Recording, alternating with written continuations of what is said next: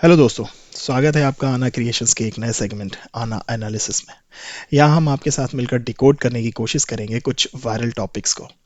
उसी की कड़ी में आज हम डिकोड करेंगे एक बहुत ही ज़्यादा चर्चित केस के बारे में, जो कि आजकल आपके स्मार्टफोन पर उपलब्ध हर सोशल मीडिया प्लेटफॉर्म्स में जमकर शेयर किया जा रहा है और देखा भी जा रहा है। जी हाँ, आपने बिल्कुल सही गेस किया। हम बात करने वाले हैं सीमा हैदर और सीमा सचिन के बारे में।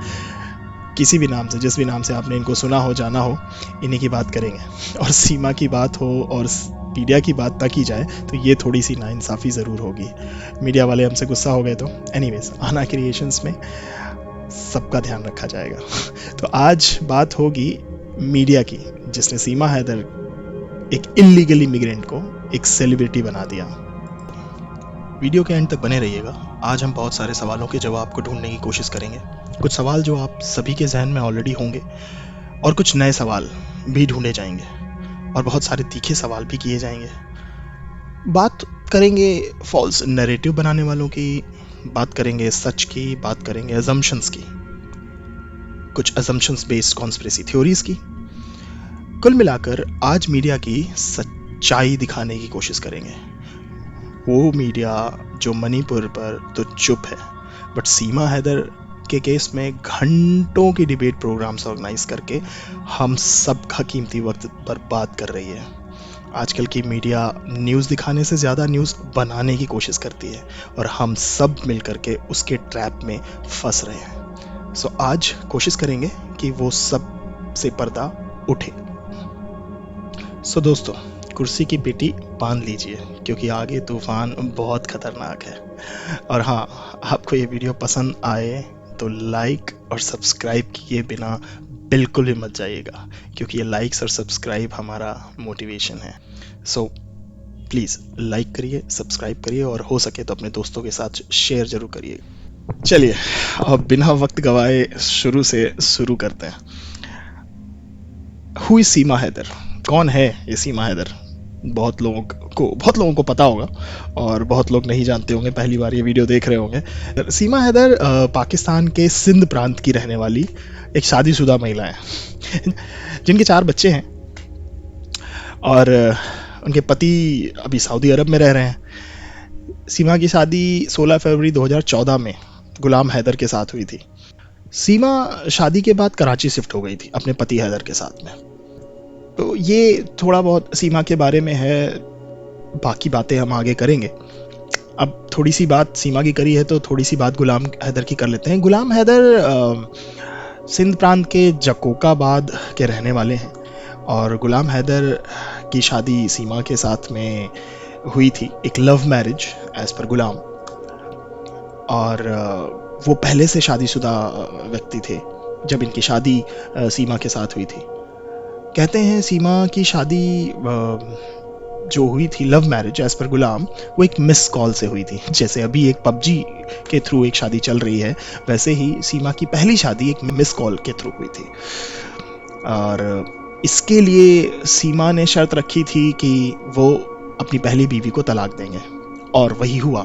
सीमा हैदर के कहने पर गुलाम हैदर ने अपनी पहली बीवी को तलाक दे दिया। आई गेस वो 3 तलाक ही होगा, तलाक तलाक तलाक।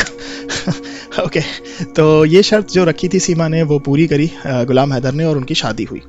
ये गुलाम हैदर के हिसाब से है, राइट। सीमा हैदर का स्टांस अलग है इसमें, ठीक है, वो भी बात करेंगे।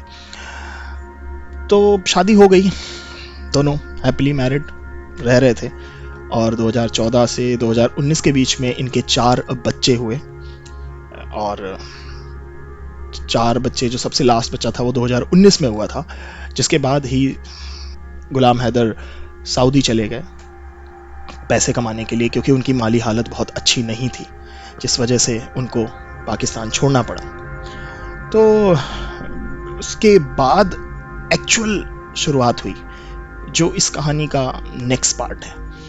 ये था बैकग्राउंड जहाँ तक सीमा बनी पाकिस्तान में। अब सीमा इंडिया में सीमा सचिन बनी, उसकी कहानी अलग है। तो अब एंट्री आती है हमारे तीसरे किरदार की, जिसका नाम है सचिन। सचिन की एज 23 साल है, और वो दिल्ली के पास के नोएडा के रहने वाले हैं। और वो एक किराना स्टोर में 13,000 की नौकरी करते हैं और बहुत ही अच्छा पबजी खेलते हैं, जिस वजह से पबजी में अच्छा खेलने की वजह से सीमा उन पे फिदा हो गई। और उसके बाद में कहानी सबको पता है कि पबजी से शुरू हुई बात कहाँ व्हाट्सएप इंस्टा से होती हुई इंडिया तक आ पहुंची है। खैर,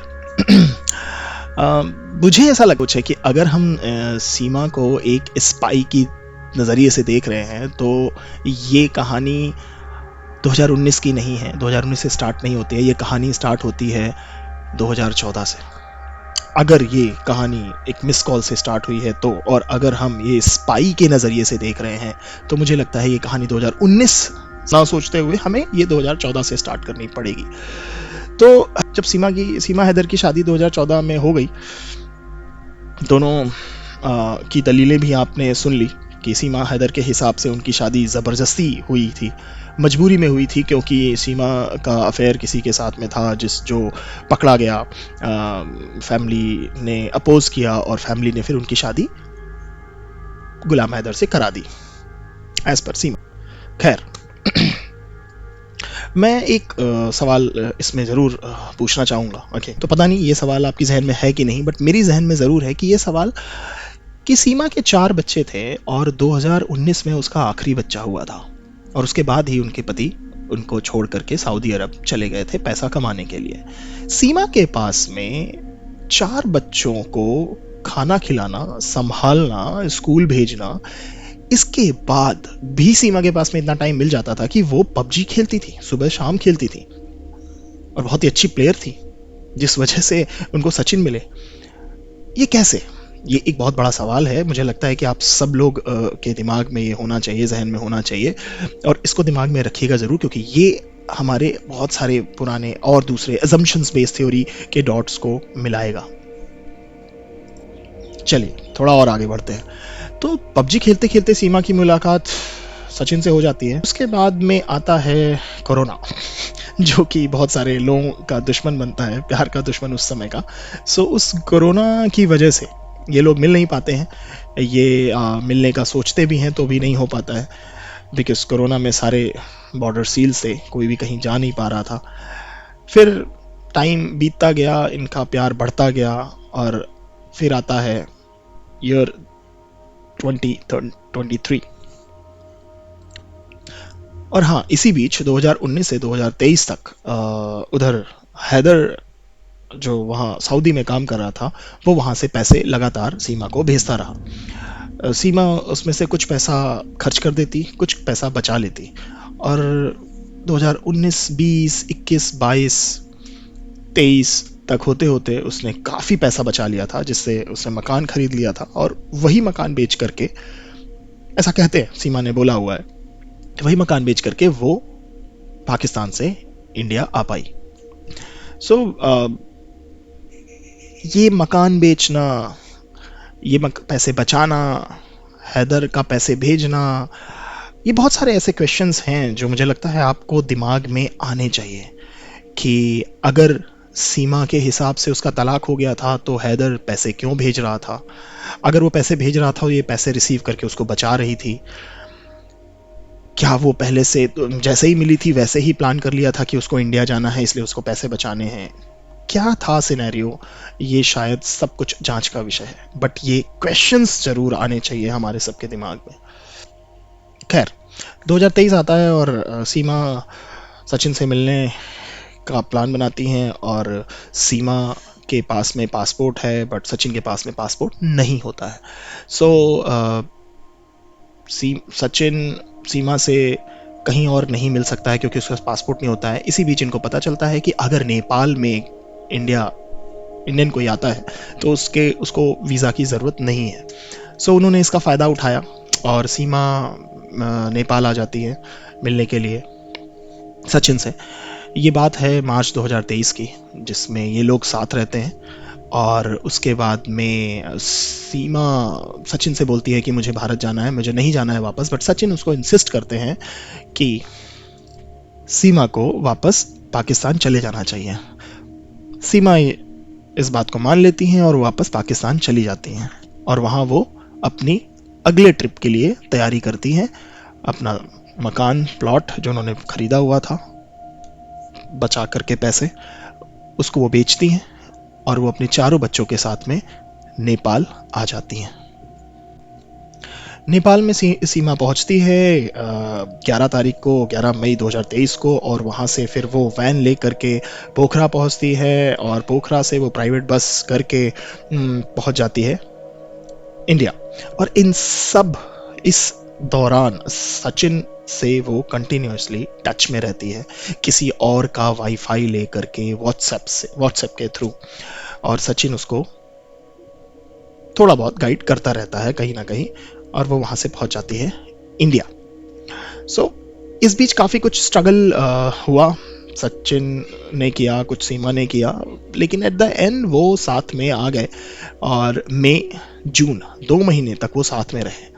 और इंडिया की एजेंसीज को कोई भनक नहीं थी, ना ही मीडिया में कुछ बात हुई थी, किसी को कुछ पता नहीं था। वो लोग, एक पाकिस्तान से आई हुई महिला आराम से इंडिया में रह रही है, किसी को कुछ पता नहीं है। अब आता है जुलाई, और जुलाई में जब वो जाते हैं कोर्ट मैरिज करने के लिए कोर्ट में, तो वहाँ एक वकील ने जो वकील सचिन ने किया था, उसको कुछ डाउट होता है इनकी नेशनलिटी के ऊपर। उसने पुलिस को इन्फॉर्म किया और फिर पुलिस ने इंटरवीन करके उसके बारे में पता किया। फिर पता चला कि एक पाकिस्तानी नागरिक है। वो अरेस्ट की जाती हैं और अरेस्ट करने के बाद में बेल पर वो बाहर आ जाती हैं, और फिर शुरू होता है एक सीमा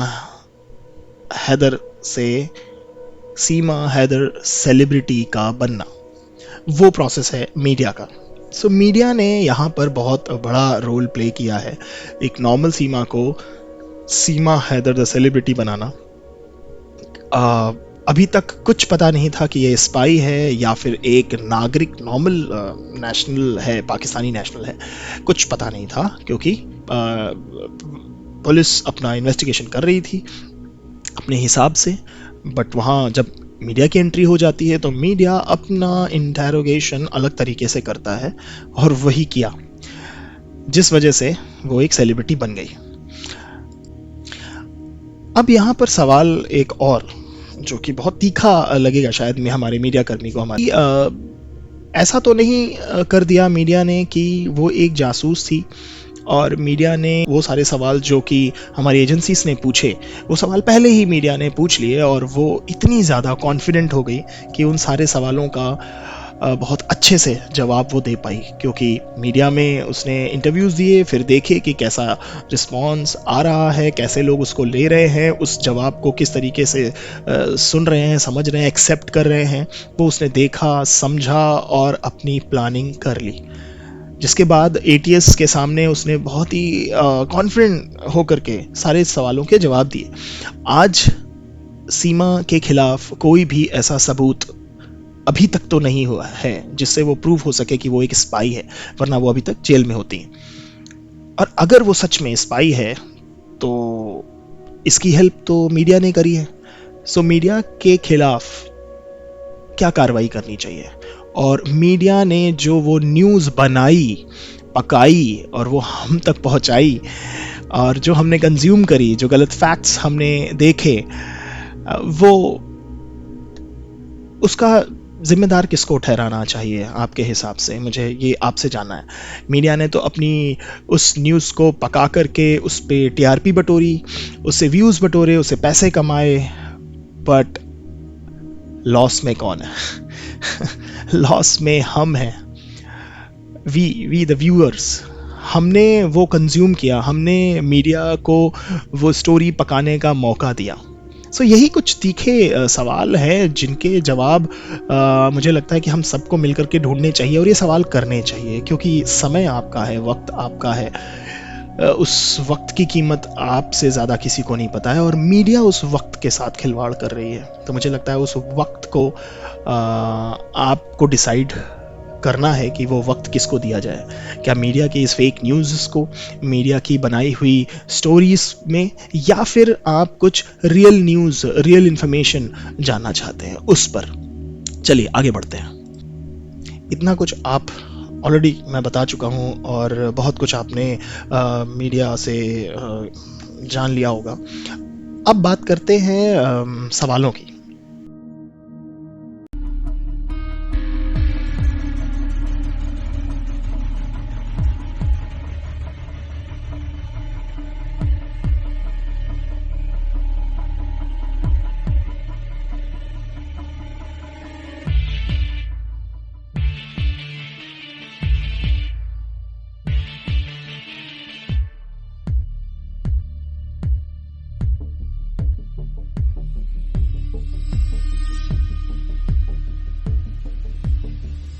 तो पांचवी पास एक इंसान वो इस तरीके से इंग्लिश में चैट पढ़ सकता है क्या? क्या पाकिस्तान की एजुकेशन सिस्टम इतना अच्छा है कि पांचवी पास एक औरत को इंग्लिश में चैट समझ में आती है और वो इंग्लिश में चैट कर सकती है? पाकिस्तान छोड़ देते हैं, इंडिया में एक पांचवी पास से आपकी क्या एक्सपेक्टेशंस होती हैं? एक नॉर्मल जिसका बैकग्राउंड इतना अच्छा नहीं है, जिसकी माली हालत इतनी अच्छी नहीं है, जो कि सरकारी स्कूल से पढ़ा हुआ है, नॉर्मल। अब इसमें क्या कोई शर्म की बात नहीं है, बट मैं सच में जानना चाहता हूँ आप लोगों से क्या लगता है कि क्या वो इस हिसाब से इंग्लिश में पढ़ना बोलना कर सकती है और वो इतना कॉन्फिडेंट दिख सकती है? सो दूसरा सवाल है कि सीमा में वो गट्स कहाँ से आए? क्योंकि देखिए, प्यार सभी लोग करते हैं और आपको पता है कि इंडिया में बहुत सारे प्यार होते हैं और उसके बाद में ब्रेकअप भी हो जाते हैं बहुत सारी मजबूरियों के कारण, छोटी छोटी मजबूरियों के कारण, कि मेरी मम्मी नहीं मानेंगी, पापा नहीं मानेंगे। बहुत सारे ऐसे केसेस आपने सुने होंगे और लोग बैकआउट कर जाते हैं। सीमा के अंदर वो हिम्मत कहाँ से आई? वो हिम्मत जो उसको पाकिस्तान में अपना पूरा प्रॉपर्टी बेच करके इंडिया में बिना किसी लीगल डॉक्यूमेंट के एंट्री करने की हिम्मत देता है। वो जज्बा, वो हिम्मत, वो कहाँ से आई?